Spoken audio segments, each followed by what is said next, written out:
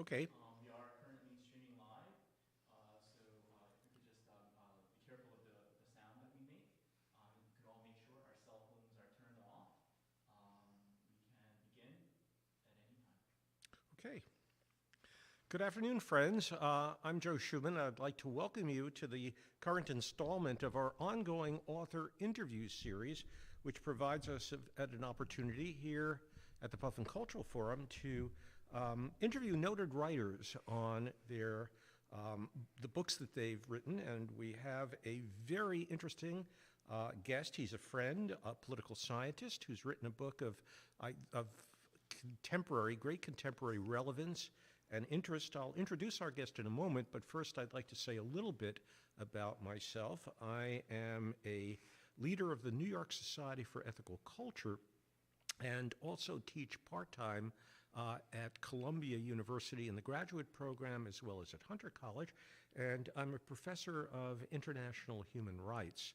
I've been teaching at those schools for more than 20 years now. But I love to read and I love to write, and so doing these interviews is sort of, for me, a great opportunity. Let me tell you a little bit about our guest in the book that we're going to be discussing this afternoon. He's Professor Michael Thompson, who is a professor of political theory at William Patterson University. He's a prolific writer. He's the author of several books on political theory, The Politics of Inequality, The Domestication of Critical Theory, and The Specter of Babel, A Reconstruction of Political Judgment, all, I should say, very high-minded. The book that we're going to discuss this afternoon is his most recent, that was just published actually a few weeks ago. It's entitled Twilight of the Self, The Decline of the Individual in Late Capitalism. We're going to be discussing the thesis, and what I'd like to do towards the end is sort of bring this home by talking about and questioning Michael about how his thesis relates to the current political moment. Donald Trump, basically the threat to democracy that we're seeing, and the irrationality, indeed the violence that we're seeing in society. I should also mention, in terms of her credential, Michael is the founder and editor of Logos, which is a progressive journal of political and cultural thought. And I should say it's a quarterly that's moving to a weekly format and reaches at least 50,000 people worldwide. So Michael is a person of great accomplishment. Okay, Michael, great to have with Thank you. you, Joe. Have you Thanks. with us, I should say. Let me start off. Your book, Twilight of the Self, is comprehensive, it's and high-minded. It's an analysis of really the loss of freedom and autonomy in American life at different levels. The loss of political freedom, the loss of intellectual freedom, the loss of psychological freedom in contemporary society. I want to start, in terms of unraveling your thesis, I want to start with some definitions. And the first I want to start with is autonomy. And let me just say, this is my bias, I was pleased that you basically invoke the Enlightenment idea of autonomy. The Enlightenment has come in academic circles for a lot of trashing and so on, but you're a defender of the Enlightenment, which I found very refreshing, and its idea of freedom and autonomy. Can you tell us what autonomy means in your view? Autonomy is really the concept that I feel has been central to constructing the modern world. Mm-hmm. And I don't mean only the modern political world, but also culturally, aesthetically, legally, philosophically, and even in terms of religion. Mm-hmm. That autonomy really means the capacity of the individual to be able to judge and live a life in a way that's responsible and doesn't need the direction of any external authority. And this is a really important idea. Its roots go back before the modern world, particularly into Christian theology and certain reforms that were made in Christian theological thinking. But in modernity, during the Enlightenment, it became a secularized idea. And it's basically the notion that the individual can live a life without some external power directing them. that we're self-directing. Self-directing. Right. I remember Spinoza, who's my favorite philosopher, once saying that a man should be able to think what he wants and say what he thinks. Yes, yes, that's right. That sort of captures, That's right. in some ways, the idea of autonomy, which you feel is lost in our contemporary world. Okay, we move on to sort of begin an analysis. You claim that autonomy, as you're defining it, or freedom, has been lost in what you refer to, and this is a new term. This term was new for me, in the cybernetic society. That's the overarching reality in which we live. We live now within the cybernetic society. What is the cybernetic society? The theory of the cybernetic society really runs directly into this question about autonomy. And the reason is what I'm calling the cybernetic society is the kind of integration of the economy, politics, culture, almost all our daily lives, all of modern life, organized around the logics and imperatives of capitalism, of a society that needs to be increasingly more efficient, more productive, more consumptive, and more obedient to the dictates and needs of that system. Right. And perhaps more importantly, that autonomy and why do I call it cybernetic society? Because I think there's a real misunderstanding of what cybernetic means. In our world, we usually associate cyber world with the internet. Right. It's a cyber attack, a cyber this. But that's actually has nothing to do with what the word actually means. It actually comes from the Greek word, the ancient Greek word to pilot, to navigate a ship. So a kubernao is the ancient Greek verb to pilot a ship. In Latin, that word kubernao becomes gubernare, Govern. which means to govern, Yeah. where we get gubernatorial, for example, or government or governor Yeah. in English. So really what cybernetics during the World War II and post-World War II world was the idea by people like Norbert Wiener and a lot of other physicists and people who were coming out of World War II trying to create modern technological weaponry that were self-guiding. So missile systems, rocket systems that didn't need a pilot. Right. They were cybernetic in the sense that they would be able to steer themselves. And why this was important was there was a new revolution that really took place in the 1950s where information could be seen as a command system. And what I'm suggesting is that our social world is conforming to that logic, that we're becoming almost a large, cohesive system where the individual, in order to survive in the world, has to become obedient to, has to absorb the directing powers and needs of the system. Well, so it runs directly into the idea of the classical, the Enlightenment idea of autonomy. This is a powerful idea. Let's unpack it a little bit, okay?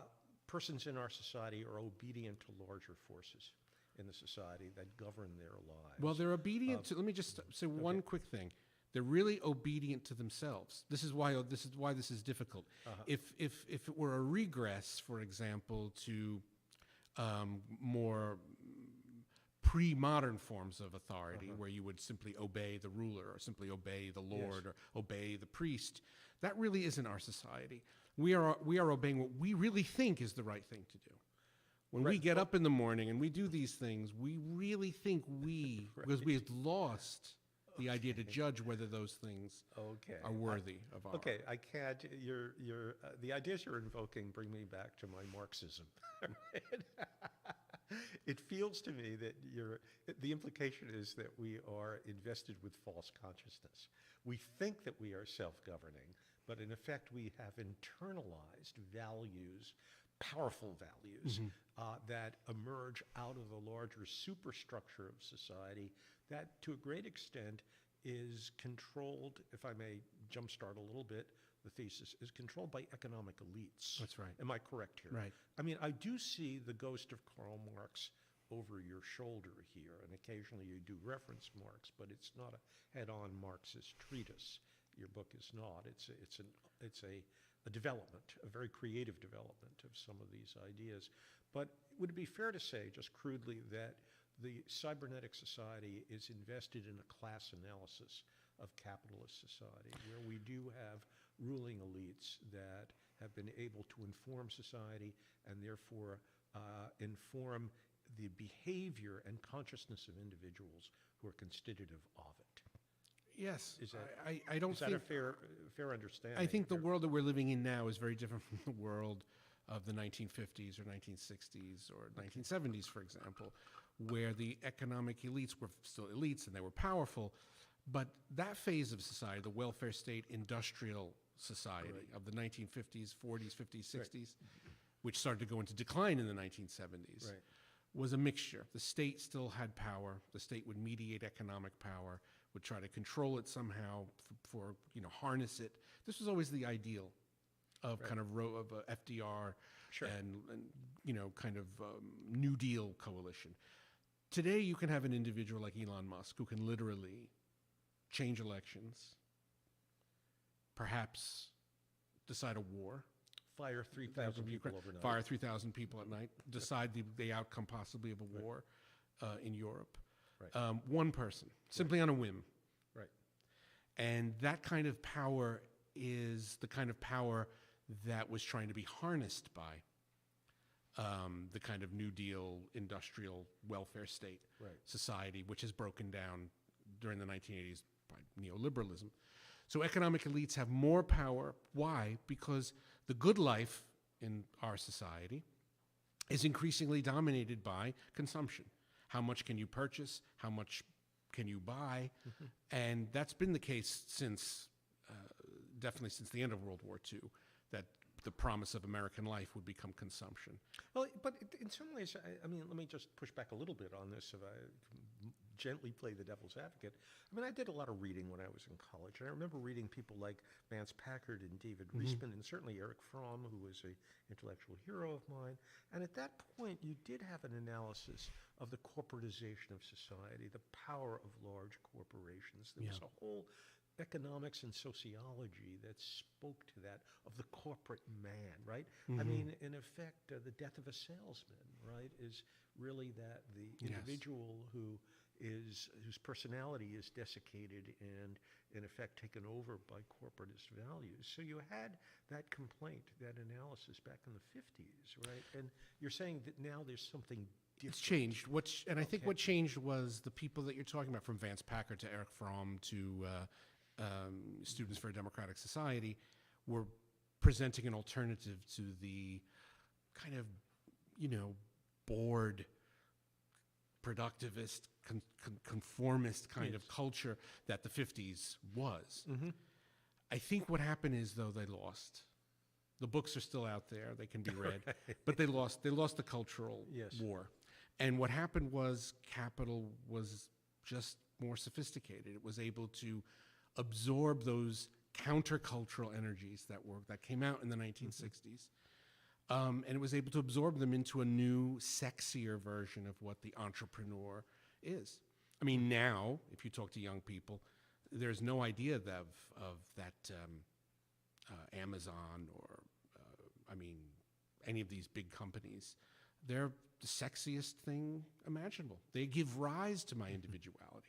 The more stuff I can buy have it delivered through Amazon, actually is the space within which my individuality gets expressed. Right. So if anything, and the iPad and the iPhone, the commodity no longer was producing washing machines and refrigerators as it was, say, in the 50s or 60s.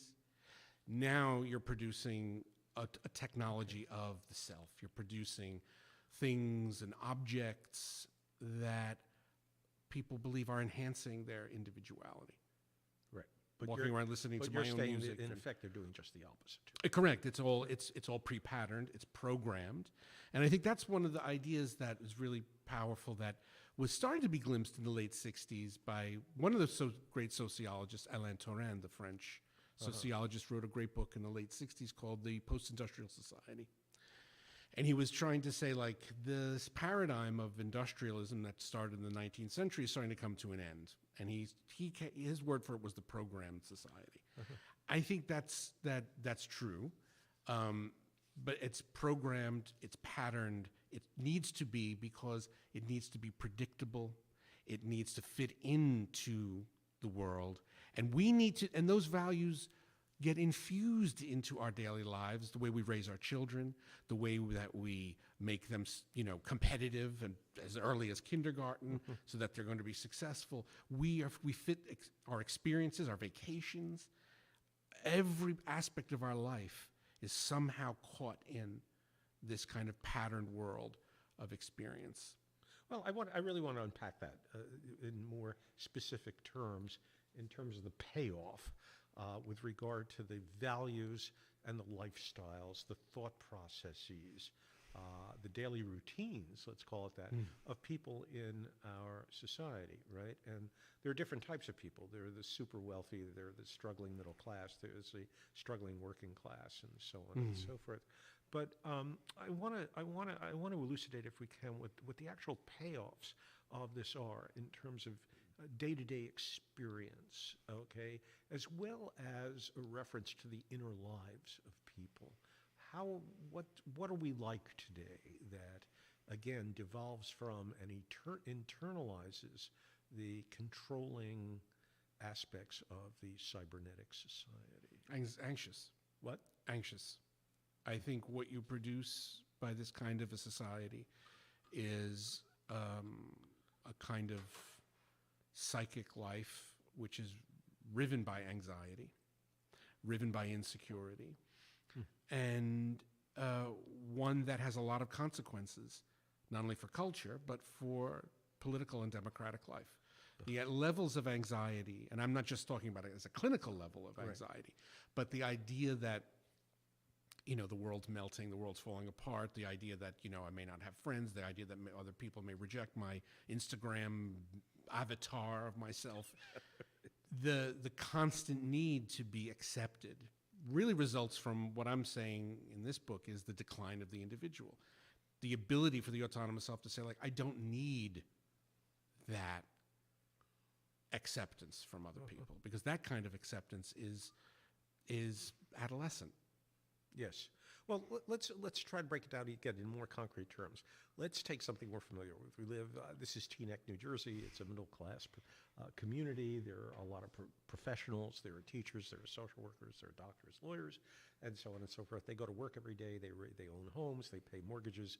They raise families. They cope with the daily problems and anxieties of living. How, again, does this analysis inform their understanding and self-understanding of what their lives are about?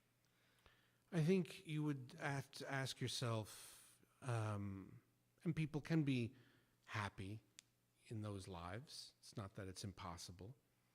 But I do think when you look at the rise of social pathologies that middle class, upper middle class, suburban areas have to deal with drug addiction, with early declining mortality rates in the United States, with rising insecurity with respect to where you're going to, whether or not you're going to be able to hold on to your mortgage or your job, or whether it might be taken away from you.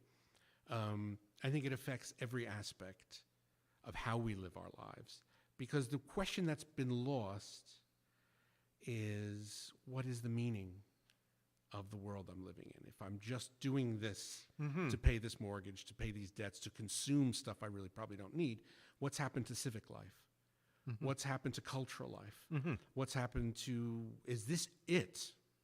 In other words, is it just production and consumption? And I don't think human beings have ever been able to live only on that kind of narrow basis.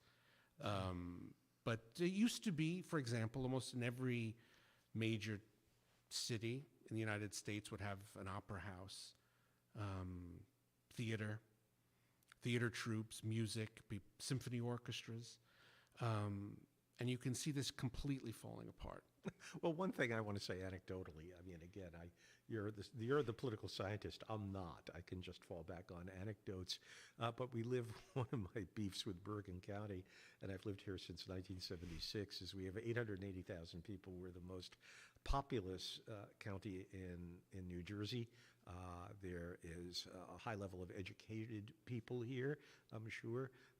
And yet we cannot sustain in Bergen County a single art theater, a single movie theater to show independent films. And I find that puzzling, you know, and it may feed in. It's just an anecdote. It's a small thing.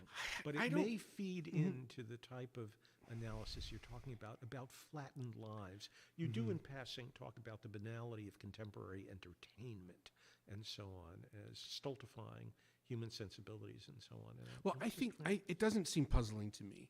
I think that a world,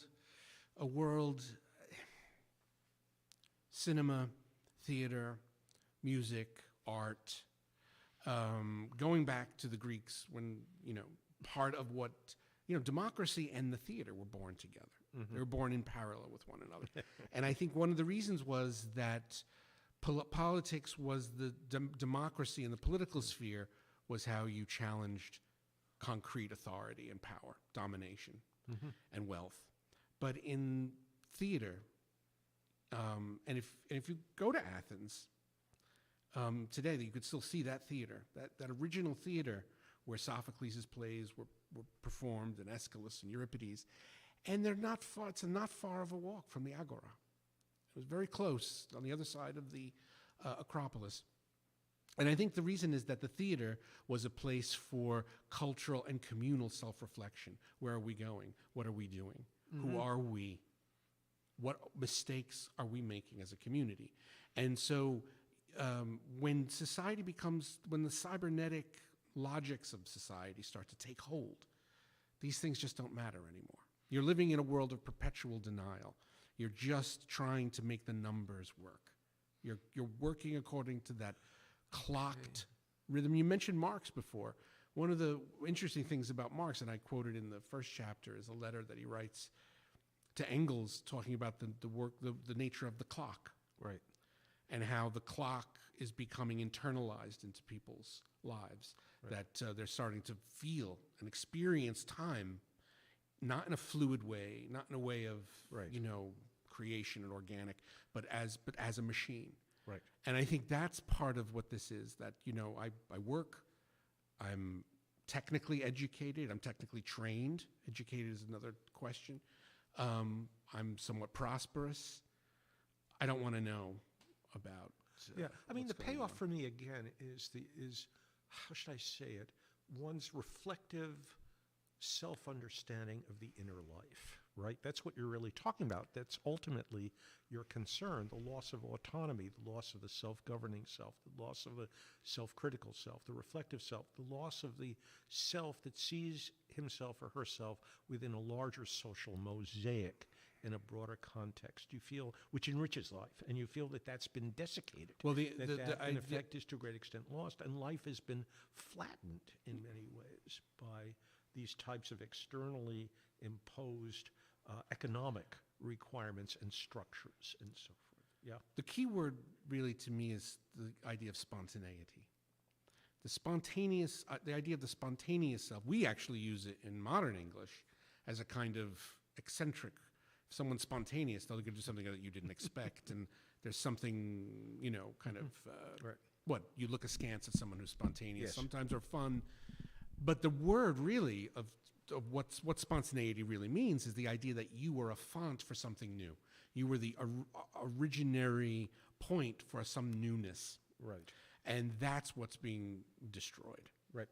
I want to get back to this. I mean, this is really a fascinating, you know, discussion, and I think an extremely important one. I just want to veer back to some of your academic concepts and then move back into more colloquial discussion about this. There are two concepts you raised that clearly deal with the inner self and the transformation and the hollowing out, if I may say it. The two terms you use are alienation, and the other one, more technical, is reification. Okay, and again, to lay audiences, those terms need some elaboration. Now, Marx, of course, talks about alienation, and Simon and Garfunkel wrote ballads about alienation in the 60s and so forth.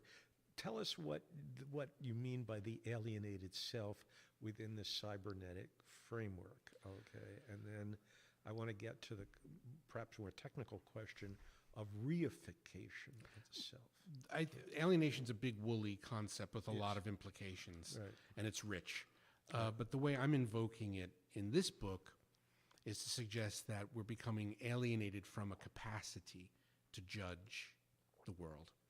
That we are literally, it's not just that we're alienated from something or what be just being in a state of alienation. We're alienated from a capacity that we have as individuals to judge the world as right or wrong, as good or bad, as defective. Let's talk about that. You're a professor, and you deal with students, and you engage them in dialogue, you witness them, and so on and so forth. The lack of ability to critique the world. Let's start with a big kahuna that's on the agenda, and that is the internet and social media. The geniuses in Silicon Valley, when they created the internet, probably thought that this was an incredible boon to humankind. We would have a proliferating number of voices that would be in effect, that people could have access to, and it fulfills John Stuart's mill of democracy. I mean, you have the more voices, the more access to information, the more discourse you have, the more dialogue, the more debate, and so on and so forth, and the better ideas will rise to the top, and it'll all serve for the benefits of society. We've seen something else. I mean, people praise the internet, but clearly there's a dark side to it, right? In terms of siloing extremist behavior, hatred, creating tribal groups, and so on and so forth. What is your understanding? I mean, how does that feed into your analysis of the capacity to make choices? I mean, one might argue, if you're a defender of the internet, you might say the capacity to make choices is greater now than ever because there's access to an infinite amount of information. All you have to do is Google it, right? And you get the information that you need. So I'm wondering how you respond to that, I think there's the proliferation of the internet and a capacity to basically access an infinite amount of information. One would think that on its face, that's a social good. It would enhance democracy and lives. It would make us smarter. Right? Machines at our fingertips has always been the illusion of, since the 19th century, since Pascal probably, that we might be able to reproduce God on Earth. Right, the idea of the computing machine that Pascal first comes up with, and then it's just off to the races from then. The problem really goes back to an idea that really was, I think still brilliantly talked about by C. Wright Mills. And Mills has a discussion of television from the 1950s. And he says that the problem with remember everyone was talking about his television, a good thing, is it a bad thing? This was in the 1950s, the way we talk about the internet now, although that's a dwindling discussion these days, whether it's good or bad. And C. Wright Mills says there's something really, really bad about television. And it's not the content alone. It's the idea that you must become essentially a passive member, that unlike more what we would say now are traditional forms of association, where you are interacting with another person. Television makes you a passive receptor of ideas or experience. And I think that's really significant to note, that the people who really didn't invent television, but really did invent its infrastructure and really pushed it, were the Nazis. This is fascist technology, just as the internet was not made by the people in Silicon Valley. It's another really important thing to point out about cybernetic society. It's not original at all. It takes stuff from elsewhere and tries to make profit out of it through rents. But it was the military that invented the internet. Government agencies that were trying to cybernetically unite, make information as efficiently shareable as possible. And why I think that's significant is, I think the internet, if you combine these two ideas that C. Wright Mills points to, and what I think the cybernetic society is about, is you're producing swaths of people who are passive to what other people are able to filter to them. And to be honest, Google doesn't just tell you whatever you kind of want to know. It tells you what the algorithms that are going to direct your way. So what happens when you become more and more passive is you become, as anyone knows who studied a language, for instance, you might be able to study a language and be able to read the language and listen to the language really well, but if you've never had a chance to really speak it, your active part of accessing that knowledge is very bad. I might be able to read a whole novel in French, but not really have a conversation over dinner. That same thing happens to every aspect of who we are, not only cognitively, but in terms of ethical judgment, in terms of aesthetic experience, and other ways. All those things interact and feed with one another. So the more passive we are, the more likely that our autonomy is going to be surrendered to the obedience of another. Well, yeah, but let me again, and I'm not a defender of the internet, but again, what's going through my mind are the counter arguments, right? The internet has been used to create a certain passivity. It appeals to impulse rather than reflective thought very often.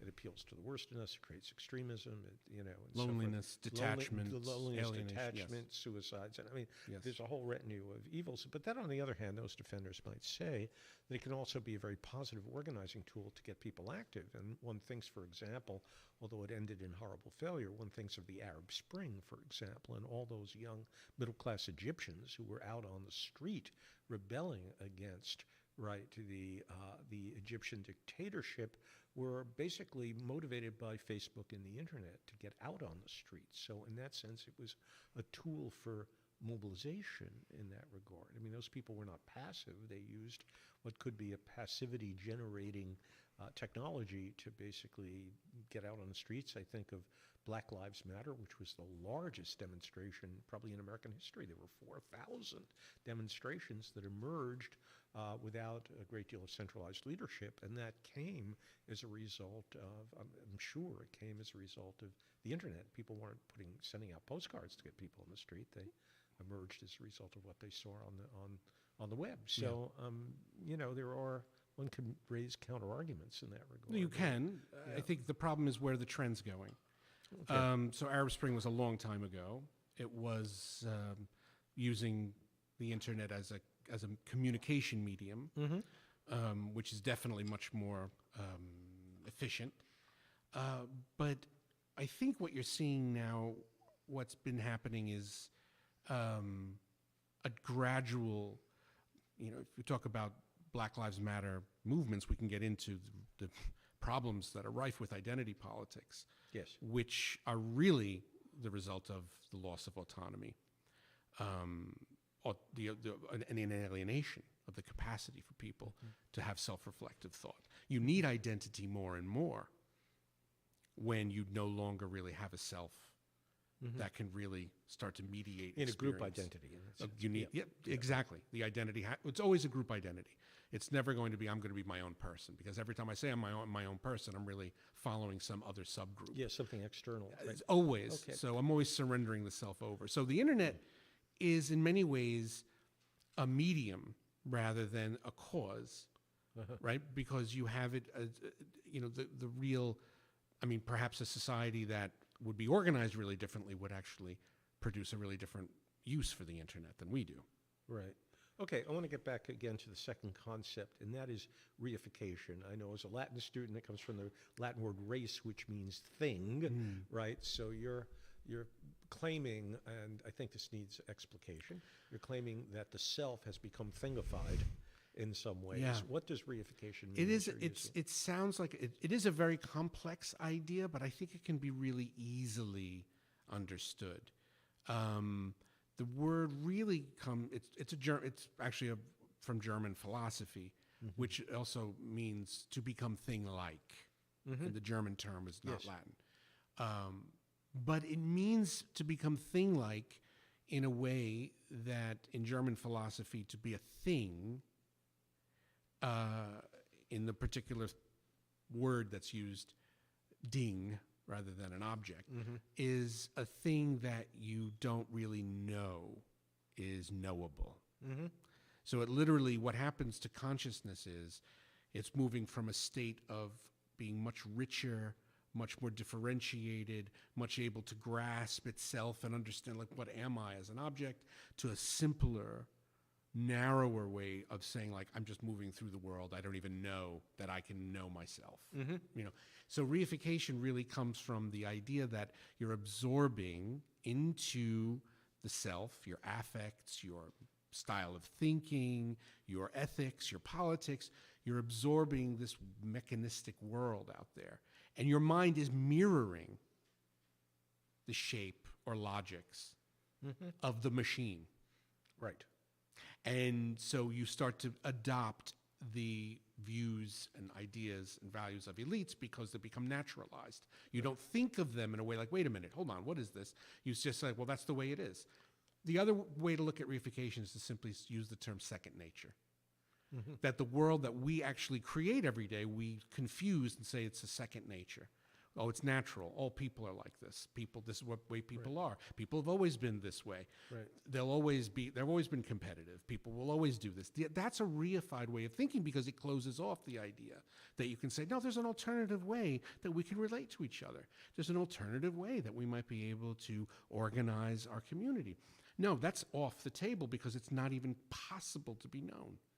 Because the system itself closes the horizon of what we can possibly conceive of. That's reification. Right. It's a powerful idea because it's more than alienation, because it's reaching into the very mechanisms of the mind. Right. So again, this reinforces your notion of the loss of the autonomous self that is more or less free, that is spontaneous, that can critically question the environment that they're in. That's what you're saying. Or give some form of energetic differentiation. I mean, if you look at the history of painting throughout the 20th into the 21st century, I mean, who really would say that there's like a great painting movement happening the other way there was, say, in the 1950s? Okay, let me sort of try to parse this a little bit, right? We've got 330 million people in America, and they're not all the same, right? They're differentiated. And one thing that I've enjoyed doing, I read the New York Times every day. I'm a religious reader. It comes at 5:30 in the morning. I get up early. I'm now semi-retired, so I get to read it, and so on and so forth. And in the past, I never read the letters page very much. Now I always read it. And I am fascinated by how many really smart people there are out there. So when you're talking about the loss of the self, the flattening out, the desiccation of the self, and the loss of critical capacities, I'm wondering, are you talking about the culture as a whole, or, Michael, are you talking about larger segments of the culture? I mean, it seems to me that there still are a lot of smart people out there. You're a professor. You're not the only professor. I mean, there's an academic world. There are people who are critical. I read the Atlantic magazine that is written for the general public at a fairly, sophisticated level. And the people who write for it, they're just absolutely marvelous, and they have tremendous critical faculty. So there still are people around who seem, to my mind, to represent the critical, free, autonomous self that is questioning. One nice thing about the Atlantic, I tend to be a progressive. Some of the articles are a bit conservative, but they're all pretty smart. And, the people who are writing them very often have a creative perspective on problems that we otherwise take for granted. And there are journals like that. And those journals and those articles are written by people who have a high level, I think, still retain a high level of critical capacity. So when you develop your cybernetic analysis, and it's a comprehensive critique of society at large, I'm wondering whether there still are pockets of exception. Well, the subtitle is important. It's the decline. Decline, okay. Meaning we're not totally The bottom there hasn't fallen out of the tub. It's not just like everything's just gone. Right. But there is a marked descent. Okay. In terms of the culture that we live in. And I would say one of the great things about teaching is that, you get to be in touch with each iteration of each cohort, generational cohort. And they're great. They're fun students. I like my students a lot. And it's really not their fault, but they'll say in class, this happened last week in class. No one knew what the Dred Scott decision was in American history. No one knew. Like, I heard of it. I don't know what it is. And this is just an index of, and it's not about how much do you know and what do you know. More importantly is, like as I was saying before, the capacity and the fortitude to be able to stand up and say, you know something, this is wrong, and I'm not going to do this. That is the most significant part of what autonomy means in a society like ours, because you need a Socrates, you need a Luther, you need a figure like this who can stand up to power and authority and say no. And that's a very significant cultural kind of pattern that can develop, but we're losing the resources to nutrify that kind of Well, self. you know, I think it's an important point. I mean, I remember when Martin Luther King was assassinated on April 4th, 1968. We have not had a Martin Luther King or a moral hero of that capacity, I think, since his demise. And that's a long time ago now, right? I mean, we don't have moral dissenters that basically can be inspiring icons and can develop constituencies around dissent and severe critique of the status quo and the culture in which we live. And that may be an index of what you're talking about. And I think that's really the heart of what matters most. We can talk about what articles in the Atlantic or what paintings are painted and have a discussion about that. But what it really matters is, at the end of the day, is intellect being bent toward the kind of technocratic, needs of the society, or are we creating a culture where the common person can say enough's enough, can stand up in their daily lives, but also in political moments of need, and say, this is wrong. I'm not going to do this anymore. Well, you do have one, and I want to get back to the current moment towards the end, which we have election coming up in 2 days, and it may be the end of democracy in America that we're confronting 2 days from now. It's a source of tremendous anxiety, and it's hard for me to feel optimistic. Let me just editorialize in that regard. But just to put a slightly positive spin on the reality, we do have the rumblings of the rebirth of the union movement in the United States. I mean, Ronald Reagan killed unions in this country, but the unions built the middle class after World War II.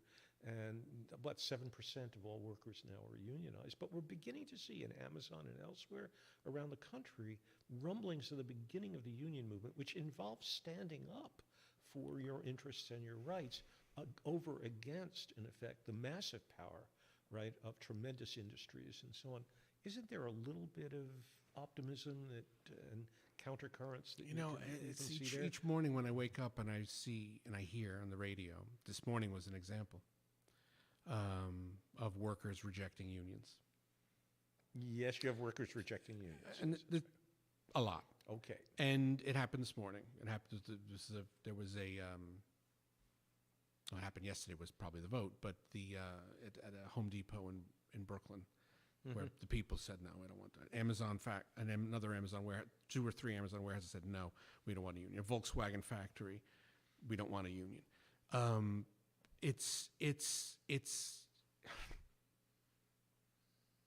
Does that mean that's where history is going to go, and there's not going to be a nation labor movement? I'm not going to predict that. But what I am saying is, when I hear this, I go back and say, like, okay, this reconfirms your thesis. It confirms the thesis in the following way. You should be if I were working at Amazon, I would want to take as much hide as possible out of a guy who has so much money off of destroying the planet, putting middle-class people out of work, destroying small businesses, and now can actually fly to the moon. I would think the labor movement has to do one thing, is to take a guy like that and put him in its place.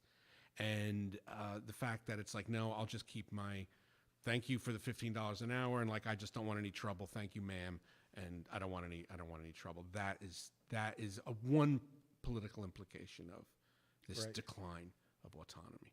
Yes, right. A type of herd conformity. That's a very important word. Yes, right, that we have.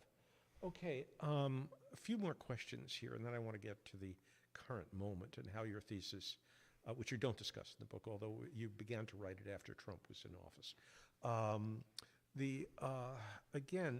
What is essential to your thesis, and the only proposed way out of the cybernetic society, involves involves in the ability of people, of Americans, to regain their critical faculties, right? To be able to, as individuals, critique the environment in which they live, rather than merely play along with it, right?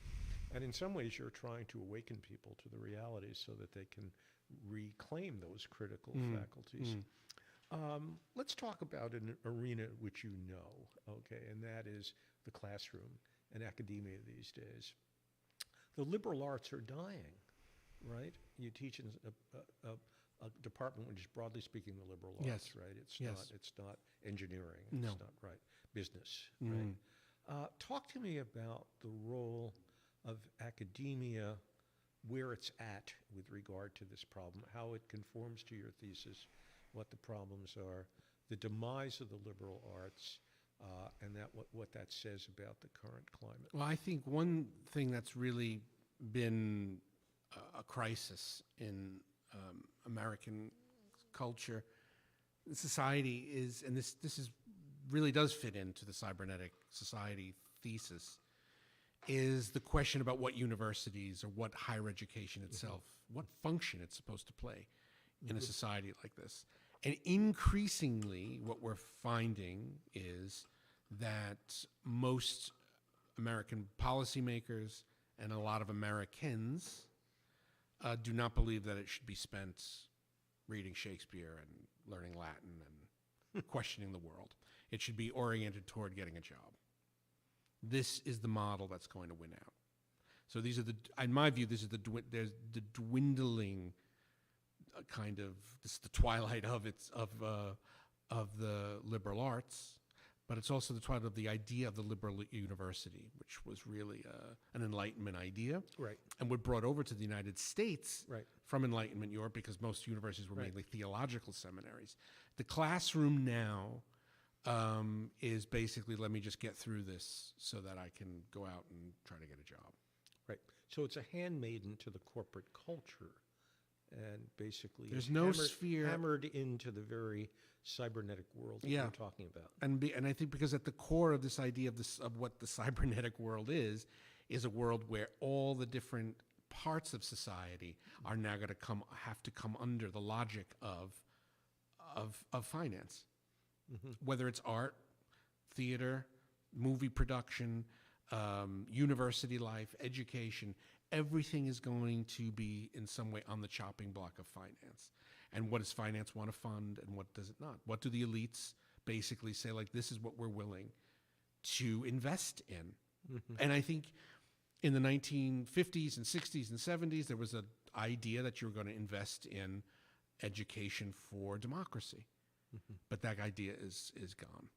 And I think now it's a question, people are calling it to question whether you should even go to university, you should go back to trade schools, which itself isn't even economically really a feasible policy. That's another debate. But the idea that we're going to train people to be citizens, I think you'd be laughed out of almost any serious I wish we had more debate. time, because I teach in the academy part-time, you're there full-time.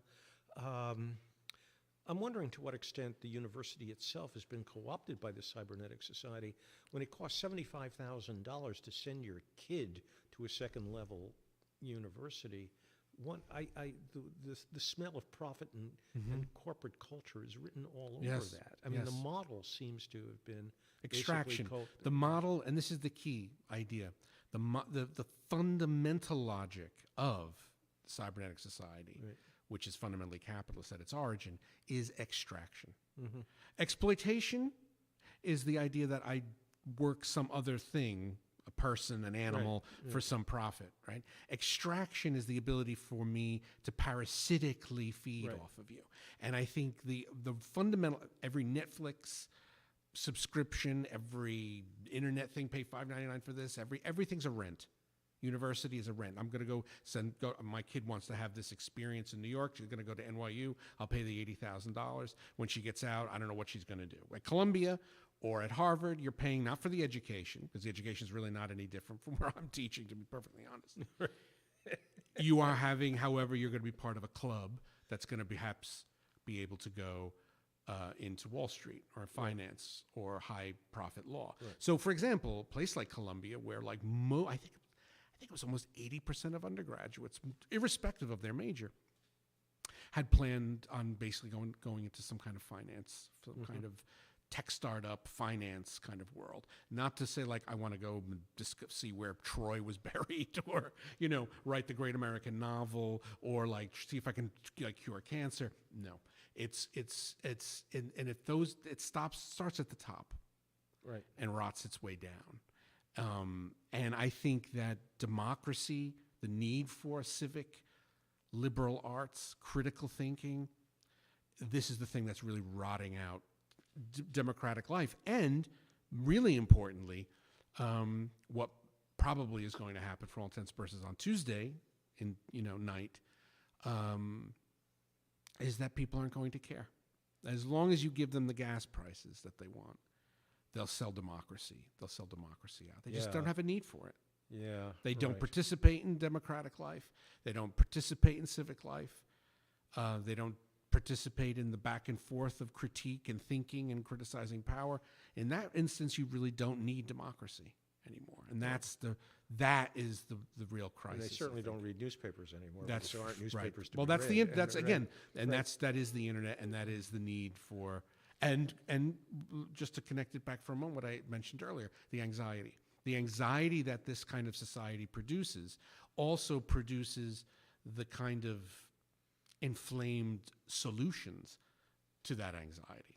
So a Trump can come and say, I'm going to take care of it. Then we have to get to that. I mean, there's so much more I want to talk to you about in terms of the university. Let me just say anecdotally, and I just found out recently, that you, like I, were Latin and Greek majors. Yeah. I majored in classical Greek because when I went to college in the 60s, I said I never want to take a subject that has any practical utility whatsoever, because that's not what college is for. I mean, I was a little bit, but the truth of the matter is, having taught, let's say, at Hunter recently, and loving the kids who were there, I couldn't be so cocky these days. Clearly they confront a very different reality. And so when you say they're there to get the paper or the diploma and so on and so forth, as human beings, I have to be sympathetic, because they are indeed products of the cybernetic society. That's right. And the extractive world, and they know they need that diploma, or they think they do, in order to survive. I could be, being a product of the 19 growing up in the 50s, the economy was at my back. I grew up in a privileged era. I didn't have to worry about getting a job. I never thought about work, and so on, because the economy was a different economy, I think. It was definitely a different economy, but I think, and I do talk about this in the book, in the introduction actually, which is, this is very much a function of the kind of society that you grew up in. Right. was a truer middle class society, a truer.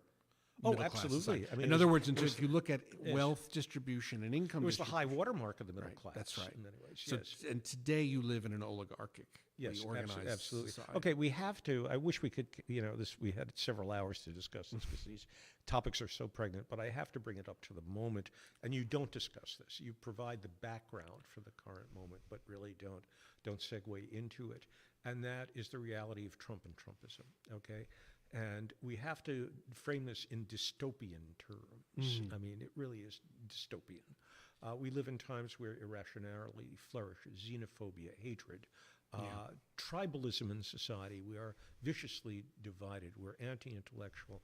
We have people who, in effect, look to Donald Trump as a cult. Tens of millions of people believe that Donald Trump won the election and Joe Biden lost, totally contrary to empirical realities and so on and so forth.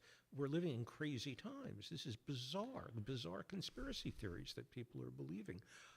The New York Times reported that 299 people who are running for office in this election on Tuesday.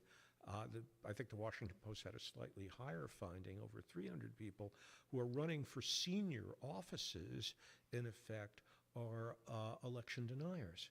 This is nuts. This is absolute insanity. Okay, and we're not talking about a fringe group, the John Birch Society or the 1950s. We're talking about tens of millions of people. 70% of the Republican Party believes that Donald Trump is the legitimate president of the United States. It's like saying 70% believe the earth is flat. I mean, it is totally insane. Okay, and we see violence now breaking out. We see hatred. This is very. I mean, I'm not exaggerating when I say on Tuesday that may be the beginning of the precipitous end of the American experiment. Nothing lasts forever, and democracy seems to be unraveling. And I look for empirical evidence to basically induce a sense of optimism. I don't see very much there. I'm sorry to say, and I'm not an alarmist. Anyway, the question I have is, how does your thesis of the cybernetic society, of the hollowed out, desiccated self that is lacking in critical agency and autonomy, how does it play into or allow for or open the door to the dystopian realities, the irrationalities that we are seeing in American society at this moment, that was not created totally by Donald Trump, but certainly he was the prime instigator. How do you attach your thesis to the current moment? I think that the rise of any kind of authoritarian politics, Yes. Which is distinctive to the modern world, distinctive to the industrialized world, really comes out of this collapse of the idea of a culture's capacity to cultivate democratic selfhood. Mm-hmm. And I think that's been a project of stripping away what we've been talking about, of a many decades long process of stripping away ideas about, what civic life should be, how one should behave, how one should, what the purposes of a democratic society are.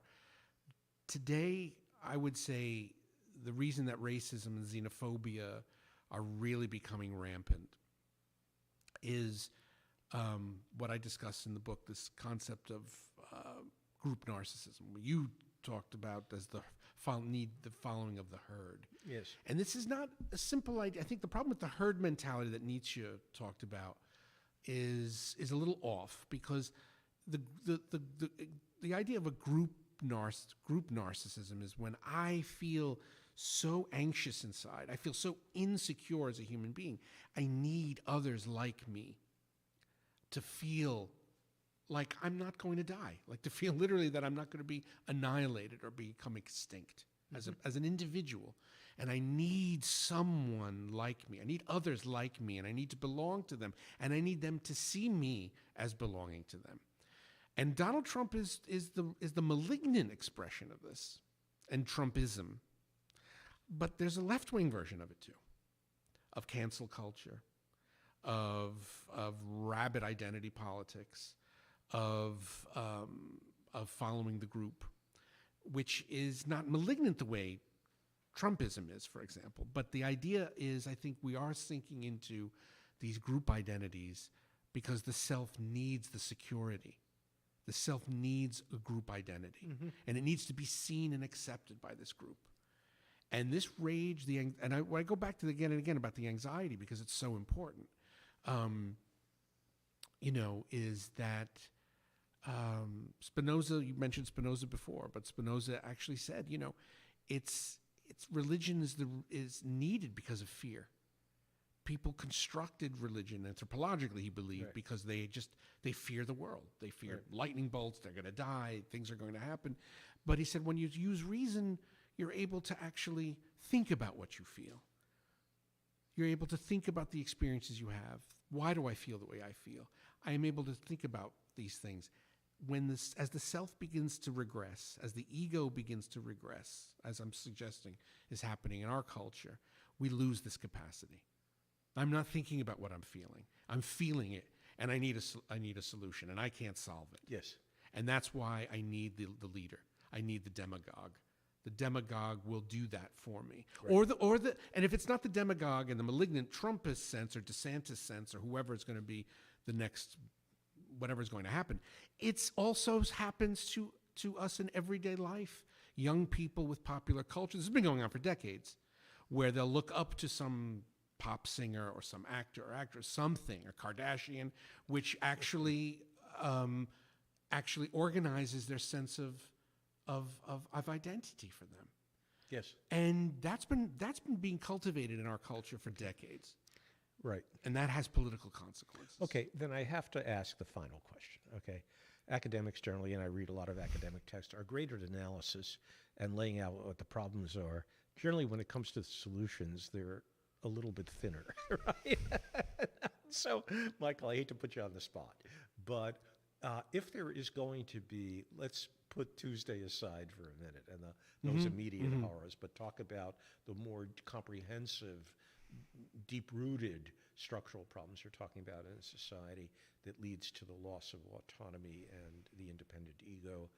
By the way, I think it's important to mention that when you talk about the autonomous self, you're not talking about the self in isolation from others. No. Your idea of the self is very social. Right. Right? That we exist in society. It's not a libertarian notion No. of freedom from society. And I think that's important, critical to mention. Relatedness is essential for your individuality. Relatedness. But the nature of those relations determines the very individuality you if have. there's something we can hang on to that you think is a way out that will be able to question erode, speak to countervailing realities with regard to the cybernetic society and its control over people's consciousness and lifestyles and so forth, what is it? Well, I think we have different spheres of life. We still have some civic spaces. We still have universities. We still have places where, if people get in touch with these kinds of ideas, can begin to cultivate true individuality in their everyday lives. Ask themselves, what do I think about the world, my students, or from each other, or ask my teacher, or ask, there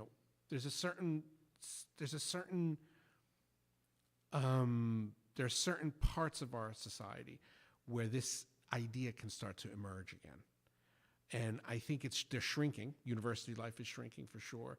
The internet has shrunken up civic space, but nevertheless they exist. I go to book talks a lot. I live in the city, and they're loaded with people. They're full. Yesterday, I went to the museum to see the Edward Hopper painting exhibit at the Whitney. It was loaded with people. These are opportunities. People will come to these events. They will come to hear ideas. They will come to understand art and experience. It's up to us when these things happen is to frame it and try to enculturate within people the reflective need of asking that question. I also will say it's important that all of those spaces, I'm also in training as a psychoanalyst. I work at a clinic in Manhattan, and a lot of people are coming for treatment. I think it's important if you're a teacher, if you're a physician, if you're a psychoanalyst, if you're a pastor, if you're anything, that we start to bring these questions back up again. Start having people have these discussions. Put them into our blog posts or our articles that we might write. And because the Republic of Letters that was responsible for the Enlightenment, that's really how these ideas became seeded. It wasn't because of any one thing, but it was it was reintroduced into the discourse. And I think why I wrote this book was to try to reintroduce this into the discourse and to try to have us start actually introducing it into our different spheres of life. Great. I think we'll have to end on that note. Friends, I want to reintroduce the book again. It's a rigorous read. Okay, The Twilight of the Self, The Decline of the Individual in Late Capitalism. And Michael, I want to thank you so very much for being with us. Do we have an opportunity, Andrew, for some questions? We do have an audience today. This is the first, by the way, you are the first audience we've had at Puffin. Hopefully it'll grow, but consider yourselves the most devoted members at the moment. If any of you have any questions, we can take them. Yes, the gentleman in the back. By the way, excuse me 1 second. Do we have any online queries, Andrew? I will check. Okay, check. Why don't we take a question? We'll see. Yeah. One of the questions that I've come up with, and I was reading your paper that was sent. Okay. You say that the individual is a defining feature of the project to build modern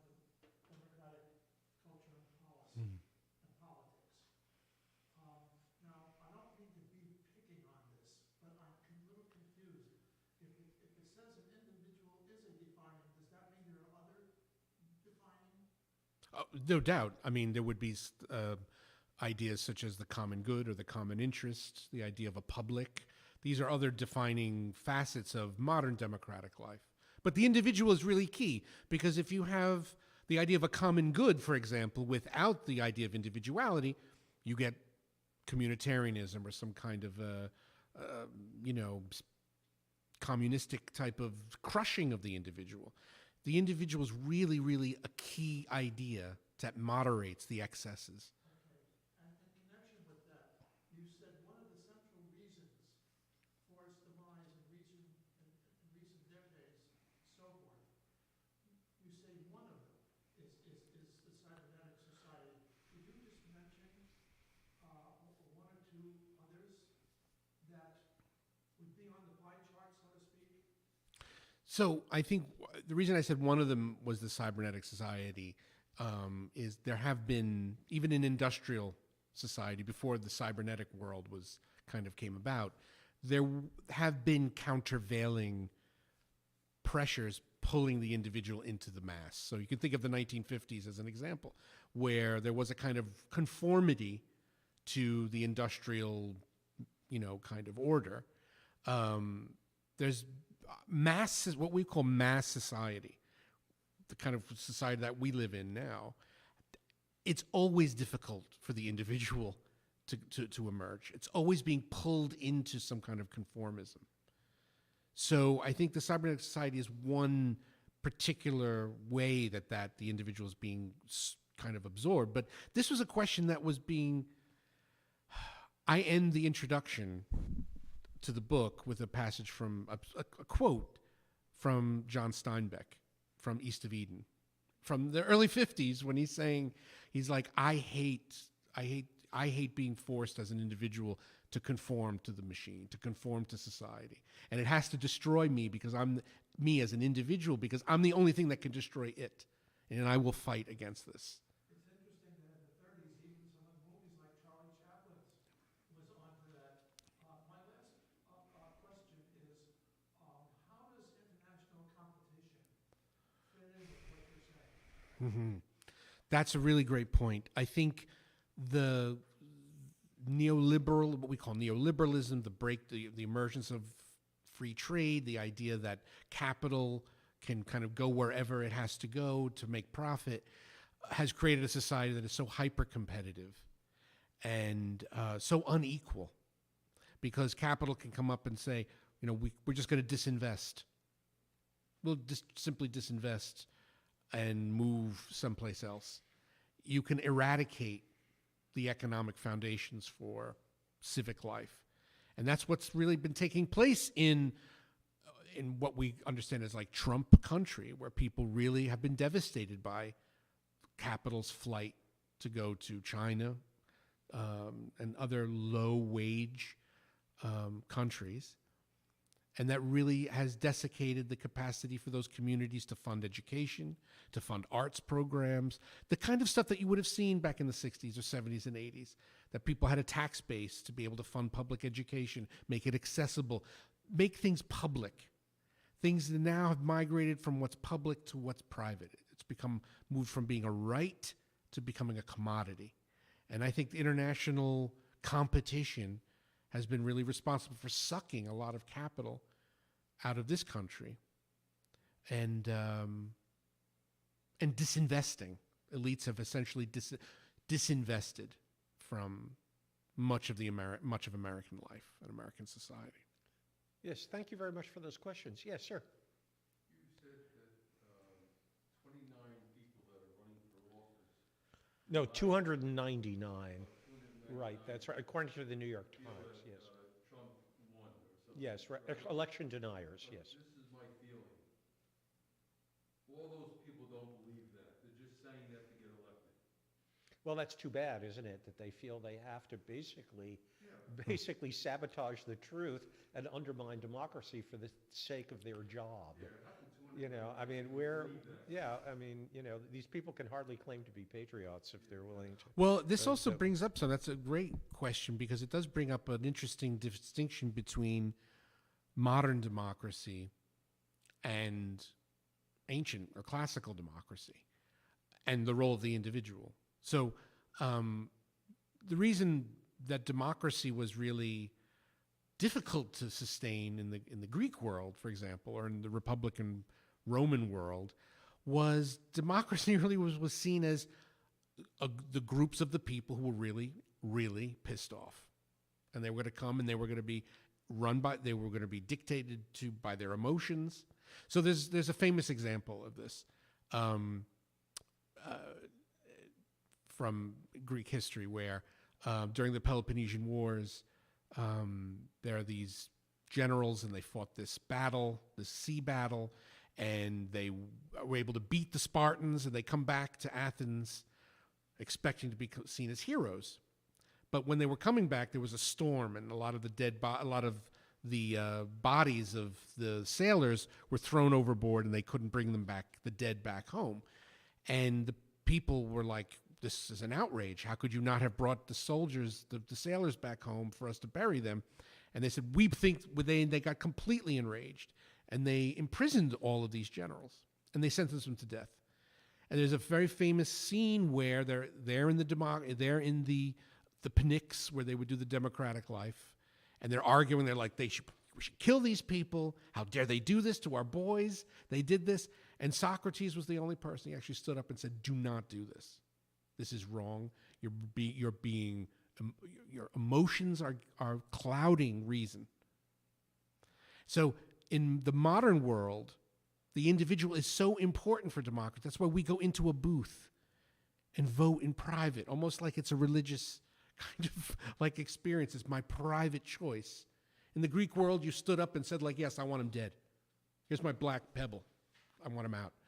And I think like what's happening now is when you say, if those 300 election deniers are responding to the passions of the people, that is enough as an indication that we're going back, regressing. Because I think that's exactly, I don't know if all of them believe it, but definitely the Republican Party, all people who were anti-Trumpers in the beginning, almost immediately changed their view. Not because Trump, but because their electorate wanted him. And that's surrendering of individuality to the mass. Yes, right. Very good. Do we have any questions? No questions on the chat. Yeah, okay, one more question in the back. Yeah. You mentioned the word tribes, which is a very interesting thing to me, how tribes develop and why.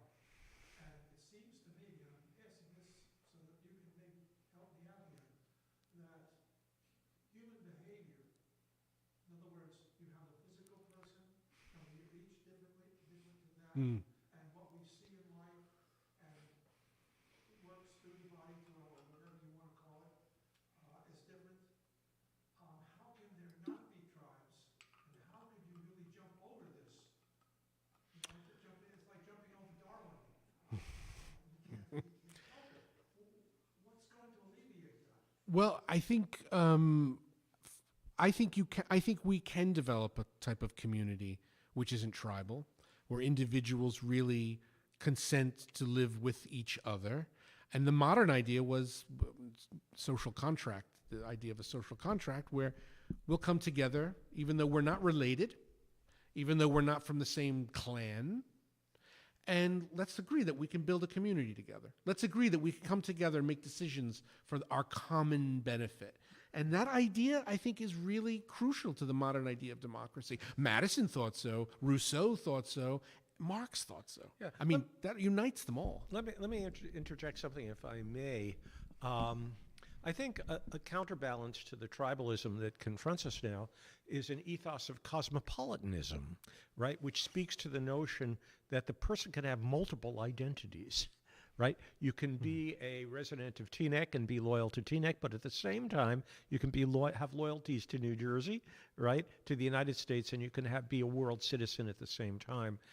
You might look at some of the work of Anthony Appiah, who's the New York Times ethicist, and in effect has written a beautiful book on cosmopolitanism, where he talks about the possibility of multiple identities. Oh, yes, Sure. I believe in that. That's right, yeah. So there you have a concept that counterbalances the notion of a sort of centripetal tribalism and parochialism and so on. Cosmopolitanism cosmopolitanism doesn't decry or deny the naturalness of having smaller loyalties. You're going to be loyal to your family, and there's nothing wrong with that. But that doesn't have to be your exclusive loyalty. You can have widening circles of loyalty all at the same time. And I think that that's a lovely ideal. And my feeling is that if America is going to survive, we have to get beyond the type of identity politics and, in fact, the negative side of multiculturalism, which has been, vaunted for the last 20 years, and move towards a type of cosmopolitan ideal where, sure, we can have our own loyalties of group, ethnicity, religion, neighborhood, family, and so forth, but that does not mean that we can't have additional loyalties that are far broader, ultimately to the welfare and good of humankind, and so forth. I think all those things can coexist. And I think one of the, anthropologically at least, one of the defining ideas of tribalism has always been the idea that, there's also a common way of thinking, common norms and values that everybody had to subscribe to because it led to cohesion of the group and for survival. But a non-tribal form of community would be one where, you think differently than I do. And I think that's important because you think differently, that can actually increase our diversification. Maybe new ideas can come up, and we're not going to be afraid of a new idea, of a new thought. And maybe it's a wrong thought, but okay, it perishes. But what if it's a great thought? What if that's possible? And I think that's something that's post-tribal, that you can have association without it being tribal. You can, going back to the Latin, as Joe knows, the word socii means fellow. That's what the word socii, at the root of society or association, it means a fellow. Socii are fellows. That's how the Romans saw their world, because Romans were just these little tribes, in the 7 hills there, and they went out and they incorporated other people, and they said, you're Carthaginian? Okay, you're defeated, but now you're Roman. How does this make sense? Because you're part of the political community now. That's right. And that is different.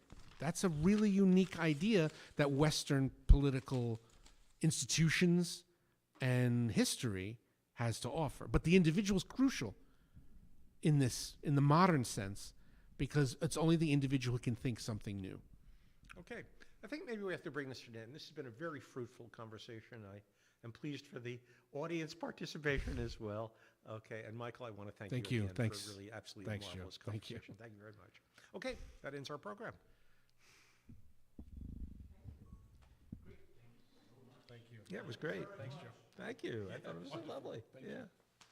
Right.